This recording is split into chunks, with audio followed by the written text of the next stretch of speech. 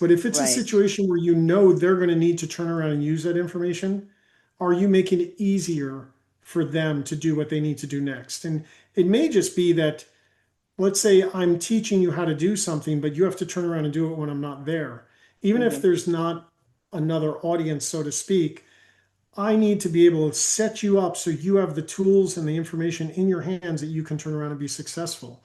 And so I have to be thinking, what will my audience for this presentation be doing with the content? And then I have to stop and say to myself, okay, if I know they're going to be doing that, what can I do to make it easier for them to do it? What are the key things I want them to remember, and how do I make them stand out? What job aids or quick, handouts can I give them that'll allow them to be successful after they leave the room? Those are the things that really good presenters do, because they're not just thinking, I want you to hear this information. They're thinking, I want you to be successful with this information, so I'm going to give you what you need to do that.